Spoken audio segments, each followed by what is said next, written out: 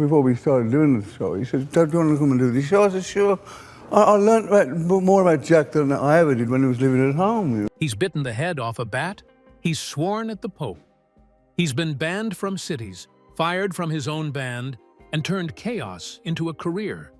But behind all the madness and metal, Ozzy Osbourne has kept one thing brutally honest: his opinions.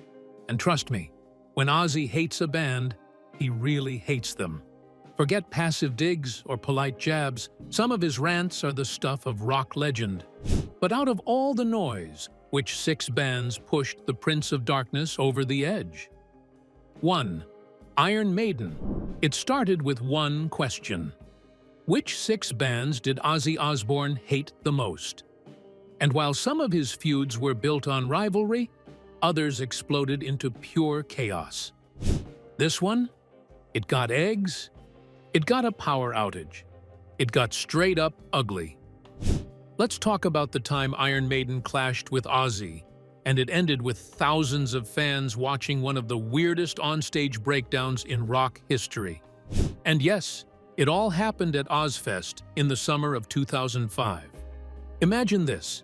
It's the mid-2000s, and Ozzfest is still one of the biggest names in metal festivals.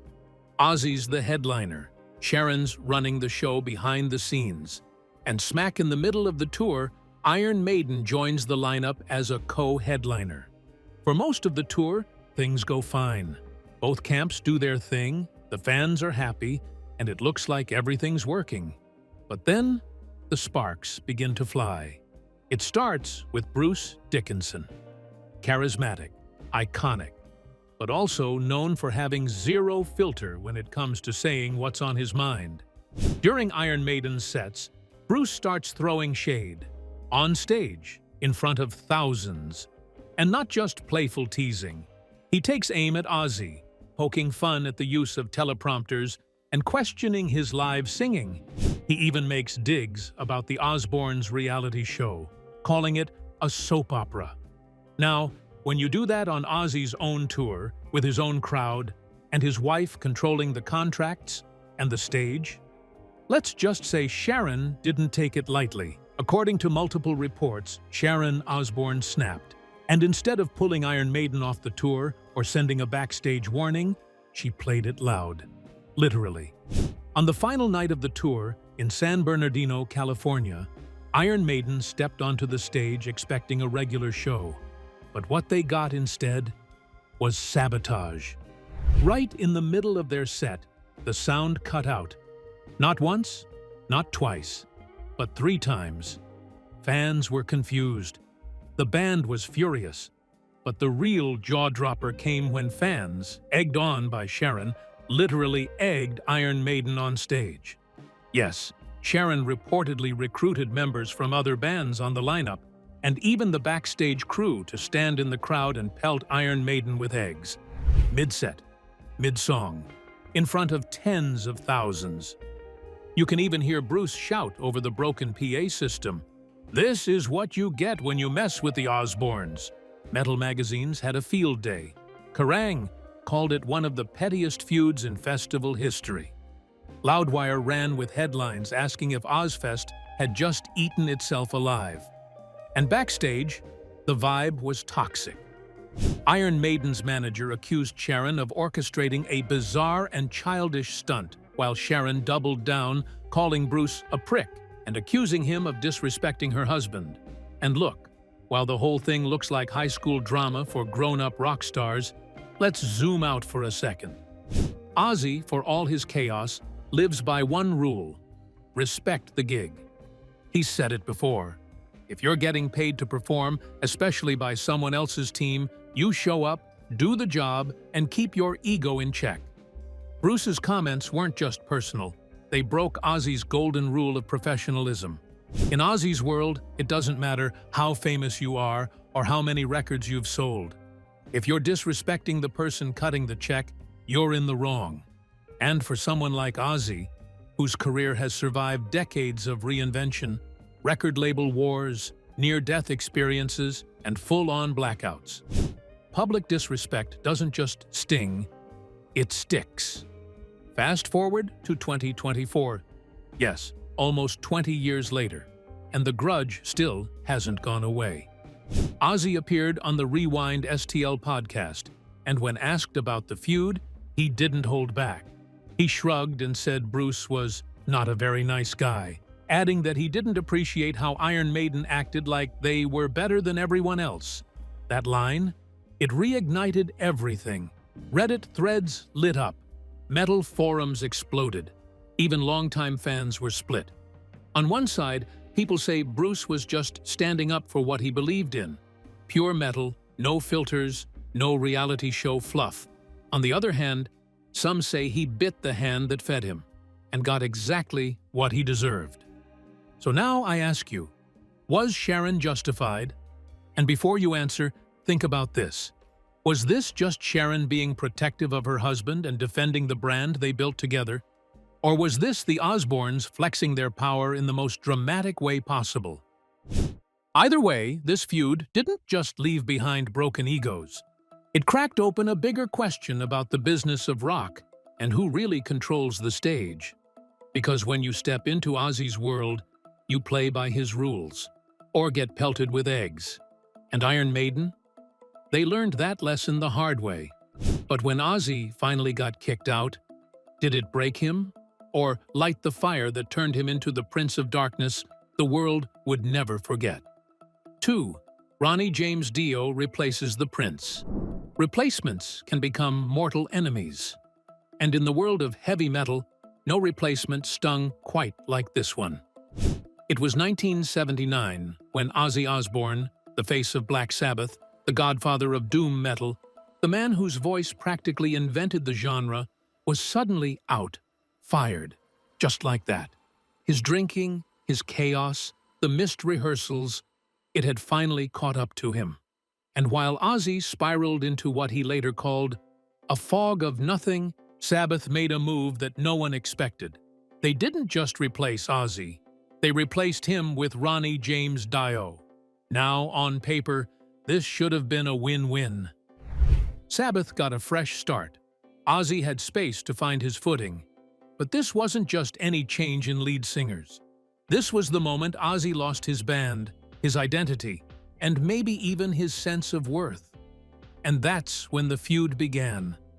When Dio joined Sabbath, he didn't just fill a seat. He revived the band. The albums Heaven and Hell in 1980 and Mob Rules in 1981 brought in a brand new sound, more melodic, more technical. Critics raved. Sales shot up. Suddenly, Sabbath wasn't just surviving without Ozzy. They were thriving. And while fans were divided, some loyal to the raw darkness Ozzy brought, others impressed by Dio's powerful vocals, it was clear Ronnie wasn't in Ozzy's shadow. He was casting his own. But Dio wasn't exactly subtle. In interviews, he started taking shots. One line from Far Out magazine still echoes today. Ozzy couldn't carry a tune if you put a radio in a suitcase. Ouch. Another time, Dio called Ozzy totally devoid of intelligence. And for Ozzy, this wasn't just banter. This was personal. Deep down, Ozzy felt like his legacy had been stolen. Dio had taken his stage, his bandmates, and his sound. Even the fans who used to scream Ozzy were now chanting Dio.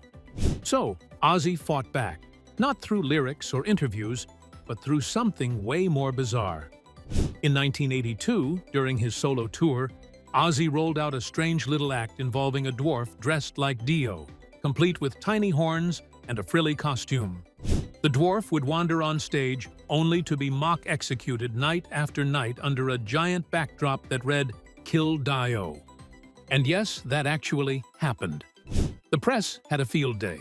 Some called it hilarious, others called it low. But what's clear is this: Ozzy wasn't laughing. The Kill Dio bit may have looked like a joke, but it masked something very real: fear. Ozzy feared being forgotten, and honestly, that fear wasn't crazy. The early 80s were brutal. He was trying to rebuild his career while headlines about Sabbath's revival were everywhere. But here's the twist. This rivalry, as toxic as it seemed, actually sharpened both men. Ozzy went on to release Blizzard of Oz and Diary of a Madman, records that didn't just prove he could stand on his own, they defined him as a solo icon. Dio, meanwhile, took the Sabbath platform and launched Holy Diver, cementing himself as a metal legend in his own right. Their feud became part of metal history, spite-powered, sure, but also strangely beautiful. Years later, when Dio passed away in 2010, Ozzy put out a public statement that surprised everyone. He said, "It's a terrible loss. Ronnie was one of the greats. He gave a lot to music, and I'll miss him." No punchlines, no petty digs, just real emotion. Because underneath all that anger and all those insults was respect. Buried deep, but always there.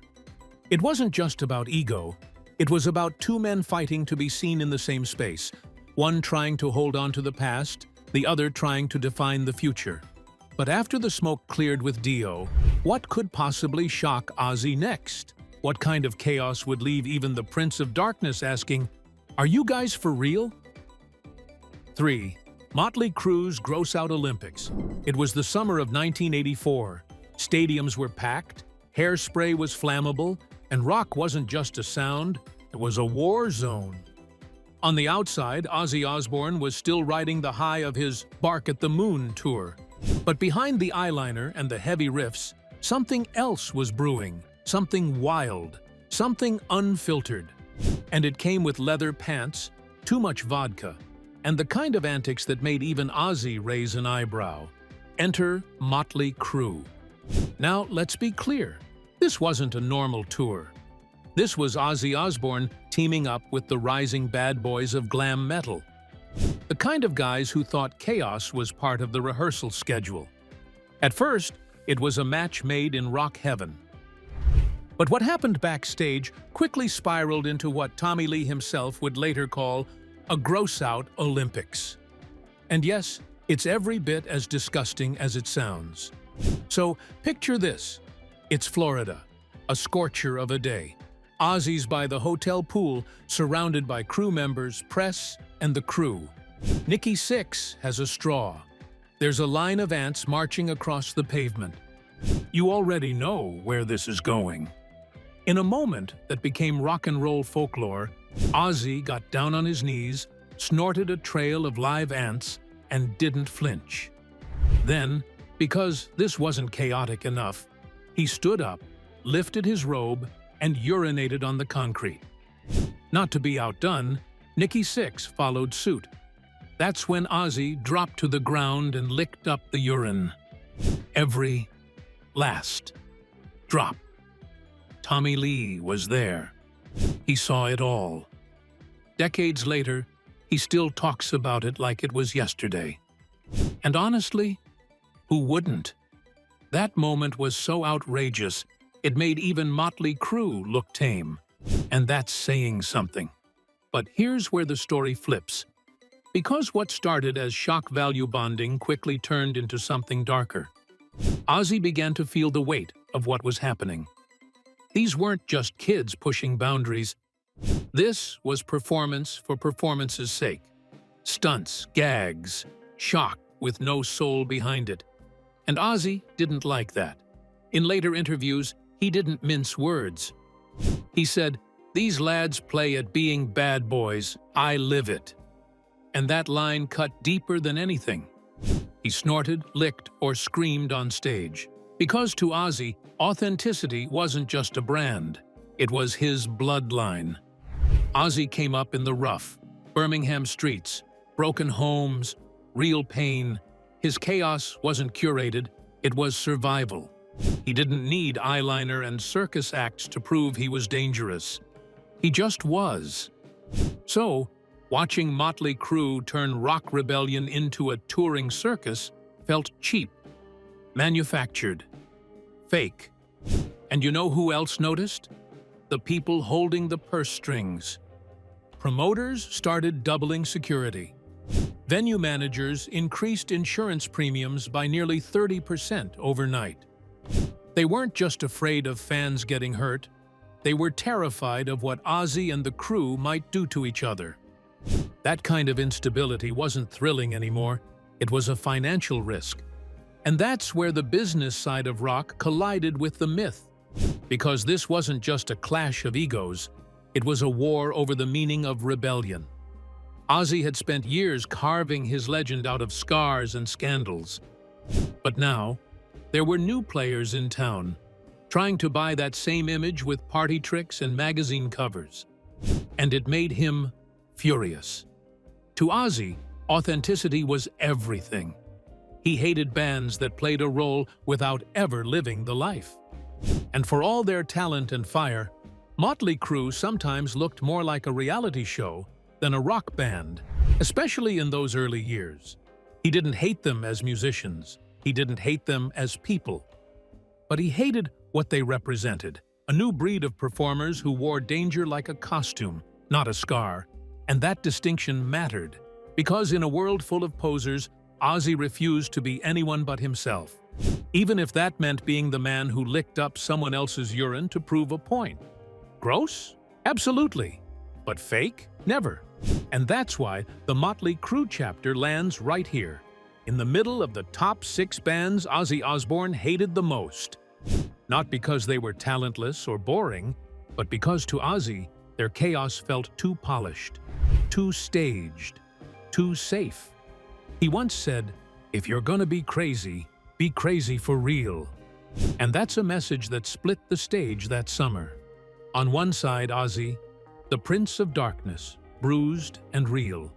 On the other hand, Motley Crue, louder, flashier, and dangerously close to becoming caricatures of the very thing they worshipped.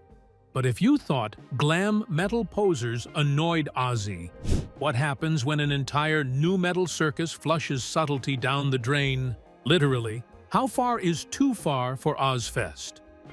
4. Limp Bizkit and the Giant Toilet. Picture this. It's the summer of 1998. Ozfest is already blasting full throttle, with mosh pits roaring, amps melting, and the Osbournes running the show like a twisted family circus. But then, something rolls onto the stage that not even Ozzy was ready for. It was massive. It was white. It was shaped like a toilet. Out of this absurd, oversized bathroom prop came Limp Bizkit. And not just them. Snot's frontman Lynn Straight suddenly popped out, stark naked, flipping the crowd off and screaming. The audience didn't know whether to cheer, laugh, or grab a priest. But for Ozzy, it was something else entirely. Fred Durst, with his backwards red cap and ego dialed to 11, strutted out like he was headlining Woodstock, not opening for metal legends. The band had just released $3 Bill Y'all, a chaotic mash of rap, metal, and frat boy rebellion. They weren't just loud, they were obnoxious, and Ozzy could feel it in his bones. Later that summer, Ozzy appeared on MTV. They were filming a behind-the-scenes feature on Ozfest, and the host asked him who stood out that year. Ozzy, with zero hesitation, named Limp Bizkit. Not the best, not as the loudest, but as the most obnoxious newcomers he'd ever dealt with. You could practically feel Sharon flinch off camera. Now, here's where it gets deeper than just a giant toilet and some teenage posturing. See, this wasn't just about one band annoying a veteran rocker. This was a collision, a generational head-on crash between two completely different visions of what metal should be. Ozzy came from the old school, raw riffs, grit, and a kind of spiritual rebellion soaked in pain and poetry. But Limp Bizkit? They represented the glossy, rage-for-profit flavor of late 90s nu metal. It was anger, sure, but shrink-wrapped, hyper-commercial, and dipped in highlighter ink. And that mattered. Because, at the time, Ozfest wasn't just a tour, it was a brand. And with Limp Bizkit turning the stage into a toilet bowl of chaos, sponsors started backing away. One soft drink company, known for its bright red cans and wholesome commercials, pulled out completely.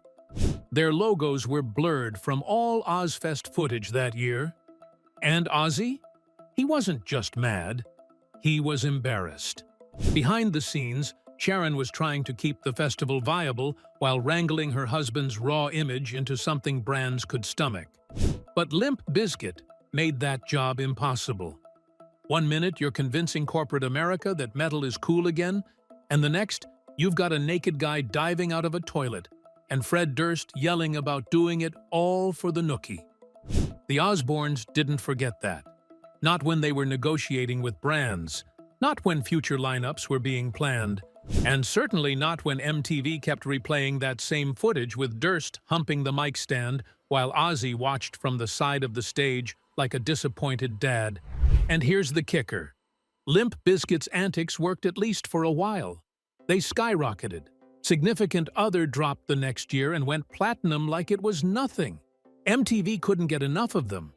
But even as the band exploded, there was always this shadow, this "you'll never be one of us" energy coming from the Osbourne camp. And Limp Bizkit? They never came back to Ozfest. For Ozzy, it wasn't just about bad taste. It was about respect. It was about the music, not the merch, the message, and the marketing. And Limp Bizkit, for all their fame, stomped all over that line. So yeah, when we talk about the top 6 bands Ozzy Osbourne hated the most, Limp Bizkit absolutely earned their spot. Not because they were the worst musicians, but because they brought a circus to a cathedral. But what happens when Ozzy's biggest feud isn't about chaos or clashing egos, but pure talent exposing his own fears? How do you handle being outshone on your own stage? 6. Guns N' Roses, the non-feud revealed. You'd think that when Ozzy Osbourne and Axl Rose were in the same sentence, it meant chaos was right around the corner. That's what decades of press had you believe. 2 titans of rock, 2 wild frontmen from different schools of excess, clashing egos, clashing styles, probably some backstage shouting, maybe a flying bottle or two. For years, fans assumed there was serious bad blood between the Prince of Darkness and the Guns N' Roses icon. And not without reason. Both rose to power in the late 1980s. Both had reputations for being unpredictable on stage and even more unfiltered off it. Axl, famously temperamental, once delayed a show by 3 hours just because he wasn't feeling the vibe. Ozzy, on the other hand, would stumble out high and offbeat and somehow still bring the house down. They weren't rivals, but they weren't exactly sharing drinks either. So, when word came out that Ozzy and Axl had never actually met, not once, after 4 decades of assumptions, it was a mic drop moment. This bombshell came out just weeks ago at the very end of Ozzy Osbourne's final Black Sabbath show. It was supposed to be his farewell, a full-circle moment for one of metal's most legendary voices. But what happened in the last 15 minutes flipped the script on a decades-old rumor. The lights dimmed, fans chanted, "Ozzy, Ozzy," and suddenly, a new figure walked onto the stage. Axl Rose. No announcement, no promo build-up. Just a spotlight, a handshake, and then a full-on hug. For the first time in their careers, these 2 icons, long painted as distant or even hostile, stood side by side. The crowd went silent. Then came the roar as Axl grabbed a mic and belted the chorus of Paranoid like he was born to sing it. You could feel the electricity ripple through the crowd. Not from the music, though that was flawless, but from the revelation that everything we'd assumed for years was dead wrong. And here's the real twist. Backstage, someone asked Ozzy if they'd ever worked together before, and he laughed. He said he and Axl had never even spoken before tonight, but he'd always respected the guy, thought he had guts. That word, guts, meant something coming from Ozzy. And that's the thread running through every band Ozzy ever clashed with in this series. Top 6 bands Ozzy Osbourne hated the most. He doesn't care if you're loud or dramatic, or even out of tune. What bothers him is fakeness, manufactured rebellion, showbiz bad boys who crumble the moment the lights go out. Which is why this surprise team-up with Axl wasn't just cool, it was symbolic. It tore down the last remaining myth in a long line of tabloid-fueled feuds. Because Ozzy doesn't pretend to hate people for headlines, if he had beef, he aired it. If he didn't, he stayed quiet and moved on. And the press? They did the rest. For years, music magazines ran side-by-side photos of Axl screaming into a mic and Ozzy slurring words with bat blood on his shirt. Captions like "War of the Wailers" and "When Metal Collides" sold copies. No sources, no quotes, just vibes. And let's be honest, it worked. Fans bought into the drama. They took sides. But moments like this, Ozzy's final bow, the surprise duet, that genuine hug, remind us just how much of this industry is shaped by illusion. Sometimes the loudest fights never happened. Sometimes the most bitter rivalries existed only in headlines. The real story here isn't about a feud. It's about the absence of one. Axl and Ozzy didn't need to fight. They didn't need drama to validate their status. They had their music, they had their scars, and they had an unspoken respect for anyone who'd survived the kind of chaos they had. Ozzy's always been a magnet for attention. From bats to boardrooms, from Birmingham to Beverly Hills. But in the end, his biggest moments weren't the wild ones. They were the human ones. That hug with Axl, that was one of them. And as Ozzy waved goodbye that night, with Axl Rose standing beside him, arm around his shoulder, the message was clear. Real recognizes real. The authenticity paradox. After everything we've just seen, the 6 brutal, sometimes downright bizarre feuds Ozzy Osbourne dragged into the light, one truth echoes louder than any guitar solo. These weren't just spats. They weren't publicity stunts or grumpy rants from a fading rocker. They were warnings. Ozzy doesn't hate for show. He hates it when something feels off, when the music sounds polished, but the passion's missing. When bands start chasing the money, not the music, that's when Ozzy calls it out, sometimes with a snarl, sometimes with full-blown chaos, but always with something real burning underneath. We saw it with Motley Crue. Ozzy sniffed out their arrogance and excess before it imploded them. With Iron Maiden, he saw their cold professionalism and wondered where the soul went. When Sabbath tried to edge him out of his own legacy, he didn't just walk away. He blew the lid off their motives. From the Ramones to Queen, every fallout traced the same thread. If you fake it, Ozzy will break it. Because here's the paradox. Ozzy may be outrageous, unfiltered, at times a total mess. But the one thing he's never been? Fake. And in a world where image often outshines substance, that's why fans still cling to him, even through the madness. Even when he says something that makes headlines for all the wrong reasons, there's a weird comfort in knowing he means every word. These 6 feuds showed us more than drama.